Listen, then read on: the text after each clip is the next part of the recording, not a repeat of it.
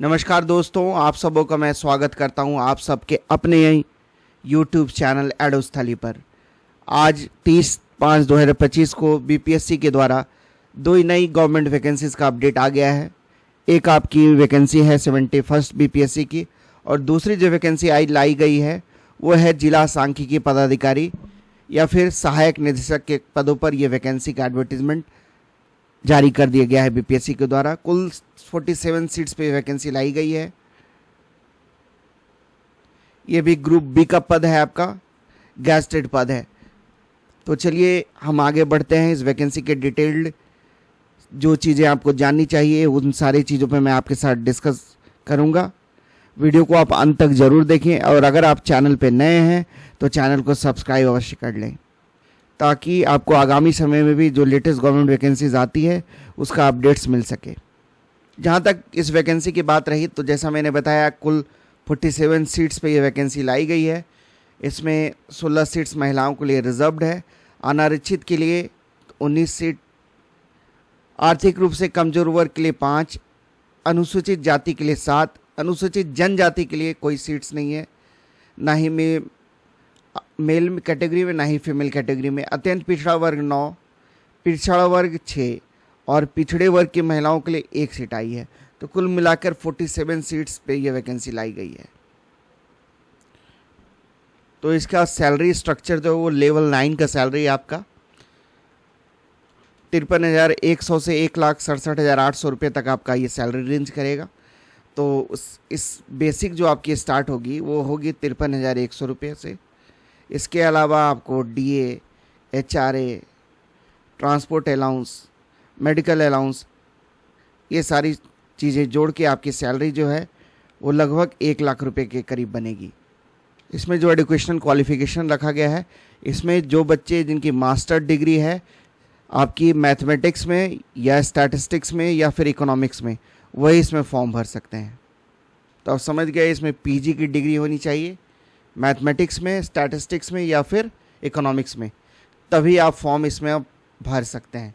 इसमें जो उम्र सीमा रखी गई है वो अनरिजर्व के लिए न्यूनतम उम्र सीमा 21 वर्ष। ये न्यूनतम उम्र सीमा सभी वर्ग के लोगों के लिए अप्लाई होगा। न्यूनतम उम्र सीमा आपका 21 ईयर और अधिकतम है आपकी अनरिजर्व मेल के लिए 37 साल, पिछड़ा वर्ग, अत्यंत पिछड़ा वर्ग चाहे वो मेल हो या फीमेल, और अनारक्षित महिला के लिए 40 साल, अनुसूचित जाति, अनुसूचित जनजाति मेल एंड फीमेल के लिए 42 साल। उम्र की गणना आपकी 1 अगस्त 2025 के आधार पर की जाएगी। ये आपकी कट ऑफ डेट है, इसी के आधार पर आपकी उम्र की गणना होगी। और जिन्होंने भी संविदा पर सांख्यिकी पदाधिकारी या सहायक निदेशक के पद पर काम किया है उन्हें अधिकतर उम्र सीमा में रिलैक्सेशन मिलेगा। जितनी साल का एक्सपीरियंस होगा उस आधार पर उन्हें उम्र सीमा में रिलैक्सेशन दिया जाएगा। और जो बिहार गवर्नमेंट के परमानेंट एम्प्लॉयज़ हैं उन्हें 5 सालों की अपर एज लिमिट में छूट का प्रावधान है। अब सबसे ज़रूरी चीज़ आपको जानना है एग्ज़ाम का पैटर्न क्या है। तो देखिए, इसमें आपको प्रीलिम्स एग्ज़ाम देना होगा, फिर मेंस और देन फाइनली आपकी इंटरव्यू होगी। तो त्रिस्तरीय आपका एग्ज़ाम है, 3 स्टेज। पहला आपका प्रीलिम्स, दूसरा मेंस एंड देन इंटरव्यू, जैसा आपका बीपीएससी का पेपर होता है सेम टू सेम। तो प्रीलिम्स में वही 150 अंक का आपका क्वेश्चन पेपर आएगा, 2 घंटे का आपका समय मिलेगा, जनरल स्टडीज़ का पेपर रहेगा। इसमें history, geography, polity, Bihar special, national current affairs, Bihar current affairs, इन सारी चीज़ों से आपके क्वेश्चंस रहेंगे।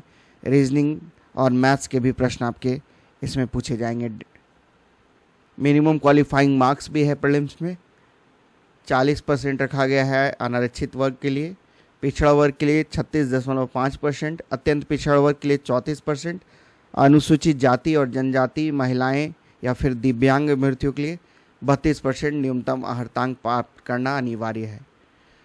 और प्रारंभिक परीक्षा बेसिकली एक जांच परीक्षा है, छटनी परीक्षा है। इसका मेरिट लिस्ट में इसके मार्क्स का वेटेज आपको नहीं मिलेगा।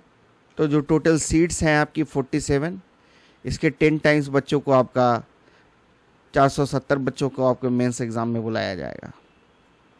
तो जिन्होंने भी कॉन्ट्रैक्ट के रूप में काम किया है उन्हें प्रत्येक कार्य वर्ष के लिए 5 अंक दिए जाएंगे, मैक्सिमम 25 अंक उन्हें इसके लिए मिल सकता है। तो ऑनलाइन आवेदन करने की जो अंतिम तिथि है 24 जून 2025, उस दिन तक आपकी देखा जाएगी कितना आपका वर्क एक्सपीरियंस है। तो मैक्सिमम 25 मार्क्स आपको वर्क एक्सपीरियंस के आधार पर दिए जा सकते हैं। अगर आपका जिला सांख्यिकी पदाधिकारी या फिर सहायक निदेशक पे आपने काम किया हुआ है कॉन्ट्रैक्चुअल बेसिस पे, तो आपको उसका लाभ मिलेगा इस वाले एग्ज़ाम में। तो आपका जो कार्य अनुभव वाला जो सर्टिफिकेट है वो डायरेक्टर जो है आपके सांख्यिकी निर्देशालय के, उनसे निर्गत होना चाहिए, वही आपका सर्टिफिकेट मान्य होगा। सक्षम प्राधिकार उन्हीं को बनाया गया है इस सर्टिफिकेट को जारी करने के लिए। अब हम मेंस एग्ज़ाम का सिलेबस देख लेते हैं। प्रीलिम्स का आपने समझ लिया, एक ही पेपर होगा आपका जनरल स्टडीज़ का। अब मेंस में आप देखिए कुछ अनिवार्य विषय हैं, कुछ वैकल्पिक विषय रखे गए हैं। तो अनिवार्य विषय में आपका समान हिंदी, ये मात्र क्वालिफाइंग है। उसके बाद जीएस का आपका 2 पेपर है, जीएस का पेपर 1 और जीएस पेपर 2। 3 घंटे का समय हिंदी के लिए भी मिलेगा, जीएस वाले पेपर के लिए भी 3-3 घंटे का समय मिलेगा। हिंदी के लिए 100 अंक रखा गया है, समान अध्ययन का 300 और पहला पेपर समान अध्ययन के 300 मार्क्स और जीएस पेपर 2 का भी 300 मार्क्स का आपका। तो 600 मार्क्स का आपका जीएस पेपर हो गया और 300 मार्क्स का आपका वैकल्पिक विषय हो गया। तो जिन्होंने मास्टर्स इकोनॉमिक्स में किया है वो अर्थशास्त्र एज ए पेपर के रूप में रखेंगे। जिन्होंने गणित में मास्टर्स डिग्री है जिनकी, वो गणित का पेपर ऑप्शनल के रूप में रखेंगे। और जिनका स्टैटिस्टिक्स में मास्टर डिग्री है वो स्टैटिस्टिक्स वाले पेपर को अपने ऑप्शनल पेपर के रूप में रखेंगे। तो आपको इसका जो सिलेबस है आपका वही रहेगा, यहाँ पे दिया हुआ है। देखिए जो पाठ्यक्रम वही होगा जो संयुक्त प्रतियोगिता परीक्षा के लिए निर्धारित है। उक्त विषयों का विस्तृत पाठ्यक्रम आप www.bpsc.biharjob.gov.in पे जाके देख सकते हैं। तो जो बीपीएससी का सिलेबस है ना आपका ऑप्शनल वाला, वही सिलेबस इसमें भी रहेगा। तो बीपीएससी मेंस का जो ऑप्शनल पेपर का जो सिलेबस है उसको आप एज ए बेस मान के तैयारी करें, वही पेपर आपका रहेगा। स्टैटिस्टिक्स हो या फिर सांख्यिकी वाला पेपर हो, मैथ्स वाला पेपर हो, स्टैट्स वाला पेपर हो, इन सभी के लिए जो बीपीएससी द्वारा निर्धारित सिलेबस है उसी सिलेबस को आपको फॉलो करना है। तो समान हिंदी में वाला जो पेपर है उसमें 30 अंक आपको लाना अनिवार्य है, लेकिन मेरिट लिस्ट में इस पेपर के मार्क्स का वेटेज नहीं मिलेगा आपको। ये मात्र एक क्वालिफाइंग पेपर है। इसमें भी मिनिमम क्वालिफाइंग मार्क्स वही रखा गया है जो प्रीलिम्स एग्ज़ाम में आपका था। और इसके बाद आपका इंटरव्यू होगा। तो जो टोटल पोस्ट है आपका उसके 2.5 गुना बच्चों को आपको इंटरव्यू के लिए कॉल आएगा। और जो इंटरव्यू होगा आपका वो 120 मार्क्स का होगा। तो आपकी जो मेरिट बनेगी ना वो आपकी 1020 मार्क्स के बेसिस पे बनेगी। 900 मार्क्स ऑफ मेंस एग्ज़ाम, जिसमें आपका जीएस का 2 पेपर 600 मार्क्स का और एक ऑप्शनल पेपर था आपका 300 मार्क्स का। तो इधर आपके हो गए 900 मार्क्स और इंटरव्यू आपका 120 मार्क्स का इंटरव्यू है आपका। तो मेंस और इंटरव्यू के मार्क्स को जोड़कर आपकी फाइनल मेरिट लिस्ट बनेगी। कंसर्न वेबसाइट पे वो मेरिट लिस्ट आपकी अपलोड कर दी जाएगी। तो आरक्षण का लाभ वही उन्हीं को मिलेगा जो बिहार राज्य के स्थानीय निवासी हैं। अदर स्टेट वाले बच्चे इसमें फॉर्म तो भर सकते हैं बट वो अनरिजर्व कैटेगरी में ही अप्लाई करेंगे। और भी एक चीज़ मेंशन है कि आरक्षण का दावा करने वाली विवाहित महिलाओं का जाति, स्थानीय निवास, क्रीमी लेयर रहित प्रमाण पत्र उनके पिता के नाम पर एवं पिता के स्थायी पता से निर्गत होना चाहिए, ना कि उनके पति के नाम से। अब हम एप्लीकेशन फ़ी के बारे में जान लेते हैं। तो देखिए अनरिजर्व कैटेगरी कैंडिडेट्स को 600 रुपये फ़ी देना होगा। और बिहार राज्य के जो एससी हैं एसटी हैं उनके लिए मात्र 150 रुपये फ़ी रखा गया है। बिहार राज्य की स्थानीय निवासी सभी आरक्षित या अनारक्षित महिलाएं, तो जितने भी फीमेल कैंडिडेट्स हैं ना उनके लिए 150 रुपये फ़ीस है। लेकिन ये शर्त है कि वो बिहार राज्य की स्थायी निवासी होनी चाहिए।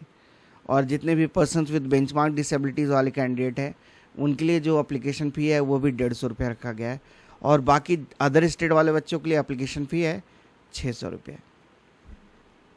तो देखिए इंपॉर्टेंट डेट्स, आपका फॉर्म भरना जो है 3 जून से प्रारंभ हो जाएगा और लास्ट डेट आपका 24 जून है फॉर्म भरने का। वहीं बीपीएससी प्रीलिम्स में आप 2 जून से फॉर्म भर पाएंगे और 30 जून आपका लास्ट डेट है फॉर्म भरने का। बट यहाँ 3 जून से फॉर्म भरना आपका स्टार्ट होगा और लास्ट डेट है आपका 24 जून। कोई हार्ड कॉपी आपको भेजने की ज़रूरत नहीं है आयोग सिर्फ आपको ऑनलाइन आवेदन करना है और उसकी जो कॉपी है अपने पास सेव करके रख लेनी है। तो फाइनल सिलेक्शन होने से पहले आपका डॉक्यूमेंट वेरिफिकेशन होगा। इंटरव्यू के समय जब जाएंगे तो उस समय भी आपके डॉक्यूमेंट्स को वेरीफाई किया जाएगा और फाइनल आपकी तभी आपको नाम रिकमेंड किया जाएगा।